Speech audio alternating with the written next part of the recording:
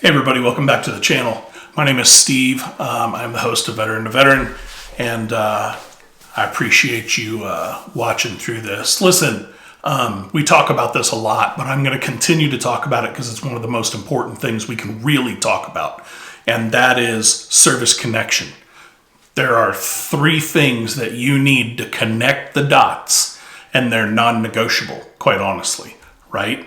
And those three things are a current diagnosis, an in-service event, and the nexus. And the nexus basically connects the top two, right? So today we're going to dive into that a little bit deep. Before we get started, I'd just like to ask that you like, share, and subscribe. Watch this video all the way to the end. Helps me get the news out to other veterans. I appreciate every single one of you. Let's get started.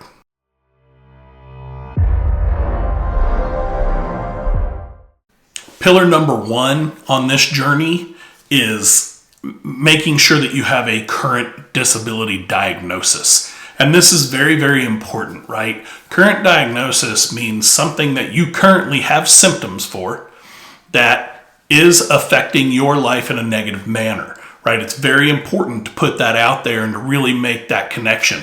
But listen, you can't just walk into a CMP exam or go to the VA and say, hey, my knee hurts. Can you put me into can I file for disability? That just doesn't work, man. I know that you can get diagnosis inside your CMP exam. I do not suggest that. I suggest you get a diagnosis, then file your claim, or better yet, file your intent to claim, get your diagnosis, and then go finish up that intent to claim so that you can backdate it as far as possible, right? But here's the deal. You need to get all of your paperwork in order, okay? Current diagnosis means, are you being treated for it? Have you been seen for it? Do you have a private doctor? If you do, you really need to get your 214142 done, which is your authorization to let the VA go pick and pull from the rest of the doctors that are out there, private doctors. That's a really big deal, right? When it comes to a diagnosis, you need recent. Recent means within the last year, you have to have been seen for this. You can have a diagnosis from 10 years ago, but as long as that 10 years ago was either during service or after service, but you need to be being treated for it, or at least bring it up every time that you go to the doctor.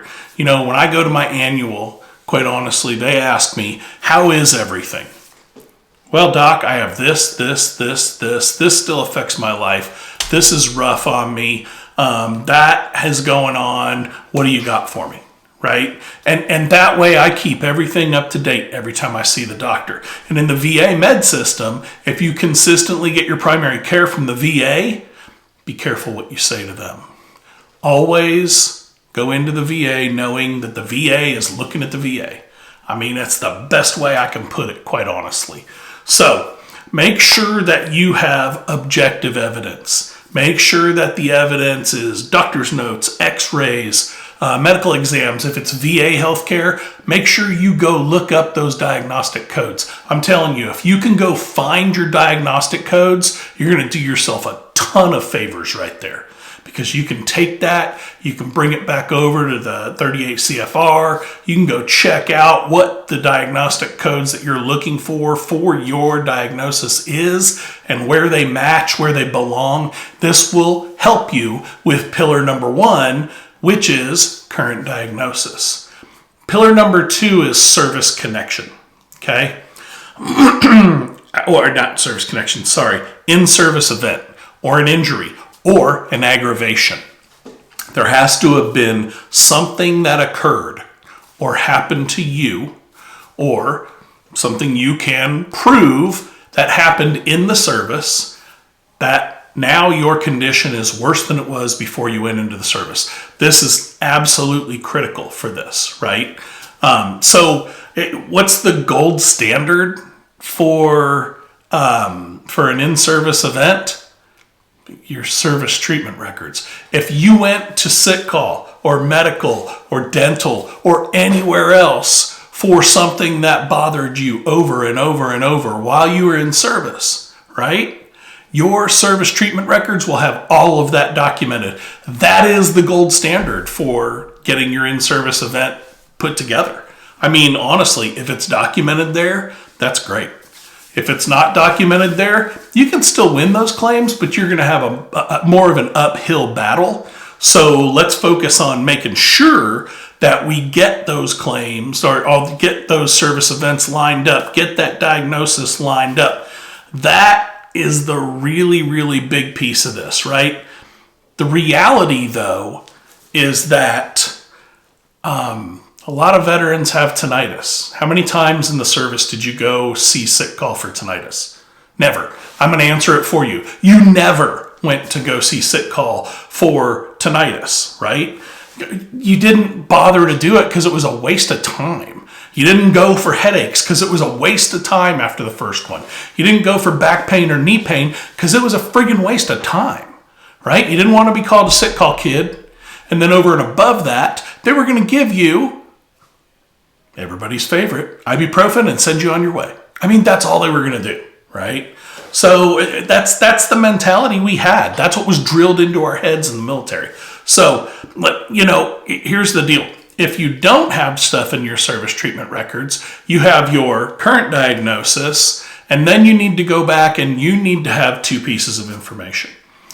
Number one, you need to have a 214138, which is your statement about what happened. Your statement about, hey, I was working on, this piece of equipment and the jack stand fell and it busted my arm up, or, hey, I was working around chemicals all the time. I've got these nasty headaches. I've got sinus pressure. I've got PTSD. I've got, anxiety. You name it. Range of motion, hips, legs, knees, elbows, shoulders are a big deal. Neck pain's a big deal. All of those things. You need to tell your own story, okay? You need to put your own statement in that says, hey, this is what happened to me. And here is some evidence to go along with it. Listen, if there was a major thing, like when I was in the military, I had a commanding officer who had moved on from where I was and into a different unit, but he was killed in a plane crash. He died in he died in a plane crash. He was killed in a plane crash. Died in a plane crash on a training run. And there was no at fault, but this guy made a huge impact in my life. So, that's an event. That's something that happened, was he died. And then I had this other connection with him.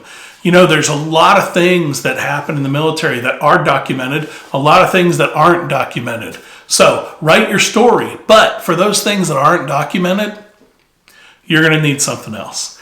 A lot of people call them buddy statements. They're layman and witness statements. And quite honestly, those are the 21 10210s, I believe. 10210? Yeah, that's the form. Those buddy statements are absolutely not going to guarantee you that you're going to get a service connection. However, if you have them, use them to your advantage, but only use them, and I'm just going to give you this warning, only use them if they're high quality, if they are going to push your agenda, right? Your claim forward. Basically, you write a statement. I was in Afghanistan, this happened, and this is how it affected me. Your buddy from Afghanistan says, I was with whoever, and this is what happened, and this is what I instantly saw from him or her, right? That's a corroborating statement. That's what you're looking for. You need your layman, witness, buddy statements to corroborate what your story tells in your original personal statement, okay?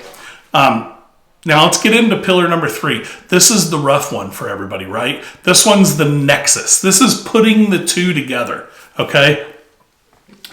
You're likely to have a CMP exam out of this, compensation and pension exam, right? And so at your CMP exam, their job is to look at a DBQ, ask you questions so they can fill out a DBQ, and then send it to the VA so the rater can look at it and pick it apart and do whatever raters do, because I don't want to say, negative things, but let's just be honest, nobody likes raters. This CMP exam is where you have to articulate completely everything that's going on. It's not a treatment appointment. It is a claims exam. They're not going to fix you, but they are going to evaluate you. You must, 99.9% of the time, you must attend these exams. Make sure you don't miss it, okay? What you're looking for, and you're going to have to build your own, devise your own strategy of how you present your case to the CMP examiner. But what you are looking for is them to write at the bottom, where it says, what is your outcome of looking at all of the person's service records? What is your outcome of interviewing the veteran, looking at their medical records? What is your professional opinion? That needs to be at least as likely as not. At least as likely as not. Because if it's anything lower than that, like not likely or anything like that, you have no chance. I'm going to tell you right now, the rater is just going to tear that thing up and be like, hey, CMP examiner said that it's not likely that this was caused by service. So check mark, boom, out the door. Nice to have you, right? So make sure that you do that. Listen, if you can, and if you need to, go get an IMO. It's an independent medical opinion. You can try and get it from your doctor. Not a lot of doctors will write them because it takes a very decent amount of time. I will tell you that I do have an affiliate link below if you're looking for an IMO or a nexus letter. You can set up a free consultation with the company that I'm partnered with below in the description. And again, you're not committing to anything. You're just going to have them review your case and see if they can help you. You guys can talk about price and cost and all that stuff with them. Let me just tell you, nexus letters aren't cheap. Most of us who have been around for a while know that. Most of the time you can get away and get around the nexus letter, but there have been a few times that I have seen where my only answer out to another veteran was, go get a nexus letter, because they weren't they needed somebody to go in and really make their case for them. It wasn't their thing, right? So now that you have all three of those pillars, you got to file, right? You go online, you file at va.gov. That intent to file, if you put one in already, go back to it, open it back up. That's going to pull your effective date as far back as it can, which will be either diagnosis or the date of the intent to file, whichever is later. That's a big deal, right? Now, if you're uncomfortable filing, if you're not very computer savvy, you don't want to screw this thing up, you want help, my first level of help for you is going to be go find a VSO. It's Veteran Services Officer, and the VSO, you can find them at the VFW, the DAV, American Legion, the states. I know in Oklahoma we have a VA, Oklahoma Veterans Association, but they have a list of where all these people are. You can find somebody in your area, hopefully, and then have them walk through the process with you. Now, with that said, a VSO is not going to help you develop your case to win. A VSO is going to file your paperwork. Make sure you do the hard work up front, okay? 99.9% of VSOs are strictly going to help you file the paperwork. All right, listen, you got the three pillars. You need a current diagnosis, some event that happened while you're in the military or an in-service event, and then the nexus letter, right? That nexus letter that connects those first two. That is how you get to where you can get service connection. Listen, thank you for hanging out the whole time. I greatly appreciate it. This is truly a blessing for me. Please, again, if you haven't already, like, share, subscribe. Consider subscribing. Consider being a member if you would like to support the channel. Everything you do is greatly appreciated. Thank you very much. And remember to take care of each other. See ya.